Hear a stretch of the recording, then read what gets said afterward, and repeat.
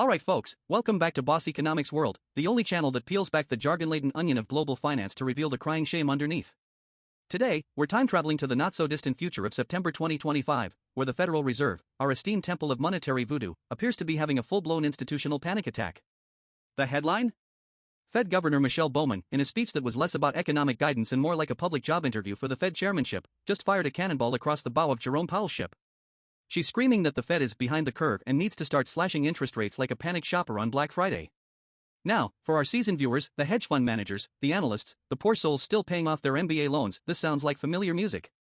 But for everyone else, let me translate. This isn't just a debate over a quarter-point cut. This is the opening salvo in a new civil war inside the Federal Reserve.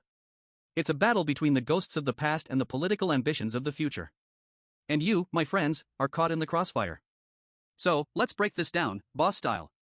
We'll go from the point Bowman's political masterclass of a speech to the surface, exposing the two deep, festering wounds in the American economy that have the Fed trapped between a rock and a hard place, the stubborn zombie of inflation and the newly fragile glass jaw of the labor market.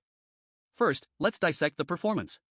Governor Bowman, a 2018 Trump appointee, stood before a room of bankers and declared that the Fed is at serious risk of already being behind the curve. She wants decisive and proactive action. She's worried about decreasing labor market dynamism. Let's be clear. In the hallowed, intentionally boring halls of central banking, this is the equivalent of lighting a firecracker in a library. Central bankers are supposed to speak in code, to soothe markets with beige-colored statements. Bowman just took a verbal sledgehammer to that tradition. Why? The answer is right there in the fine print. Bowman is reportedly on the shortlist to become the next Fed chair. The Treasury Secretary, Scott Bessent, a man who knows a thing or two about making big, decisive bets from his hedge fund days at Soros Fund Management, is running the search. What kind of Fed chair would a populist, growth-obsessed administration want? One who promises to keep the monetary spigots wide open, of course. One who talks about cutting rates at a faster pace and to a larger degree. Her speech was a beautifully crafted resume for the job, delivered via national press. She's not alone. Fellow Trump appointee Stephen Miron is singing from the same hymn sheet, calling for outsized cuts. This is a coordinated political play, a signal to the White House that there's a faction within the Fed ready to do its bidding. Remember the late 2010s? When President Trump relentlessly attacked Chairman Powell on Twitter, calling him clueless and an enemy for not cutting rates? This is Act 2 of that drama. The political pressure that was once external is now fully internalized within the Fed's Board of Governors. But here's the billion-dollar question, is Bowman's panic justified by the economics, or is it just convenient politics? To answer that, we need to zoom out and look at the economic battlefield of 2025. The Federal Reserve in late 2025 is a haunted institution. It's being stalked by two terrifying ghosts, the ghost of inflation past and the ghost of unemployment future.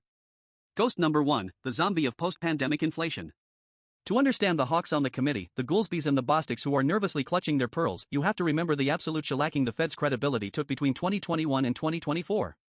Let's rewind.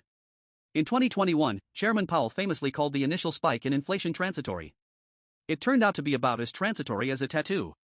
The Consumer Price Index rocketed from a sleepy 1.7% in February 2021 to a blistering 9.1% by June 2022, a four-decade high.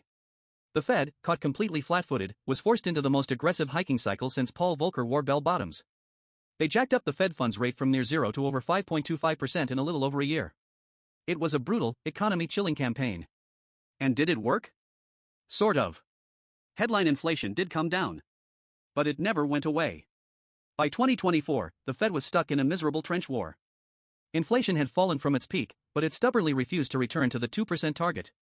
It hovered in a maddening 3.0 to 3.5% range, driven by sticky services inflation, everything from your car insurance to your burrito bowl, and persistent wage growth in a tight labor market. This is the context for Atlanta Fed President Raphael Bostic's comment, not having been at target for over 4.5 years, we definitely need to be concerned. 4.5 years. That means from early 2021 all the way to late 2025, they have failed at one half of their dual mandate. The institutional scar tissue is thick. For this faction, cutting rates aggressively when inflation is still north of 3% is like a recovering alcoholic deciding to celebrate sobriety with just one beer. They've seen how this movie ends, and it ends with a Volcker-style hangover. Chicago Fed President Austin Goolsby's mention of stagflationary dust is even more telling. Stagflation, stagnant growth plus high inflation, was the economic bogeyman of the 1970s. It's the Fed's ultimate nightmare scenario, where their tools become useless. Raising rates crushes an already weak economy, cutting rates pours gasoline on the inflationary fire. The fact that this word is even being uttered in 2025 tells you how deep their anxiety runs. They are terrified of repeating the mistakes of the Arthur Burns Fed in the 1970s, which repeatedly declared victory over inflation too early, eased policy for political reasons, and unleashed a decade of economic misery. Ghost number 2, the glass jaw of the labor market. So, if the inflation picture is so terrifying, why on earth is Bowman leading a dovish rebellion? Because she's looking at the other ghost, the frighteningly rapid deterioration of the American labor market. For years, the labor market was the one unassailable bright spot in the post-pandemic economy. The unemployment rate hit a 50-year low of 3.4% in early 2023. We had a JOLTS report showing nearly 2 job openings for every unemployed person. The Great Resignation and quiet quitting were born from a belief that workers had all the power. But here's the brutal lesson of monetary policy: rate hikes work with a long and variable lag. The medicine the Fed administered in 2022 and 2023 was a slow-acting poison for the job market. By 2025, the patient is finally starting to keel over. Bowman's reference to estimated payroll employment benchmark revisions is key. This isn't some boring statistical update, it's the government admitting that the job numbers they've been celebrating for months were, in fact, inflated. This is a classic late-cycle phenomenon. The initial survey data looks good, but when the hard tax receipt data comes in, you find out the party ended months ago and no one told you. For example, in mid-2023, the Philadelphia Fed's analysis of real-time data suggested that job growth in the second quarter of that year was overestimated by a staggering 800,000 jobs. Imagine that kind of revision happening again in 2025. It instantly reframes the entire economic narrative from a soft landing to an imminent crash. When Bowman sees decreasing labor market dynamism, she's seeing leading indicators flashing red. She's likely looking at a collapsing JOLTS number. Job openings, which peaked at over 12 million in 2022, have been steadily falling, and in this 2025 scenario, are probably back to pre-pandemic levels or lower, signaling a collapse in labor demand. A rising unemployment rate, while not catastrophic yet, the rate has probably ticked up from its generational lows to something closer to 4.5% or even 5%. More importantly, the rate of change is what spooks economists. The SOM rule, a highly reliable recession indicator, triggers when the 3-month moving average of the unemployment rate rises by 0.5 percentage points above its low of the previous 12 months. Bowman is terrified of seeing that rule trigger on her watch. Weakening wage growth, the very thing that was fueling services inflation, is now sputtering, meaning consumers have less money to spend. A surge in part-time work and temporary help services, these are the canaries in the coal mine. Companies stop hiring full-time workers long before they start firing them. This is the heart of the Fed's dilemma. The inflation hawks are looking in the rearview mirror at the 3.5% inflation rate. The doves, like Bowman, are staring through the windshield at the stalled traffic and wreckage they see coming up ahead. This brings us to the core philosophical battle raging within the Fed, which Bowman explicitly calls out. She attacks a strict interpretation of data dependence as inherently backward-looking, guaranteeing the Fed will be behind the curve. She wants a proactive forward-looking approach. On the surface, she's right. Driving a multi-trillion-dollar economy by only looking at last month's data is like trying to navigate a supertanker using only the wake behind you. By the time the data confirms a recession, you're already in it. The NBR, the official arbiter of recessions, often doesn't make the call until the recession is almost over. A proactive Fed would, in theory, cut rates before the mass layoffs begin, engineering that mythical soft landing. But here's the dirty secret of the forward-looking approach: it relies on economic forecasting models. And the Fed's forecasting models have a track record that would make a weatherman blush. They missed the 2008 financial crisis entirely. In 2007, their forecasts were for continued sunny skies. They missed the 2021 inflationary surge. Their models, built on decades of low inflation, couldn't comprehend a world of supply shocks, fiscal firehoses, and shifting consumer behavior. They consistently get the natural rate of unemployment wrong. So when Bowman says forward-looking, what she really means is trust our judgment, not the hard data.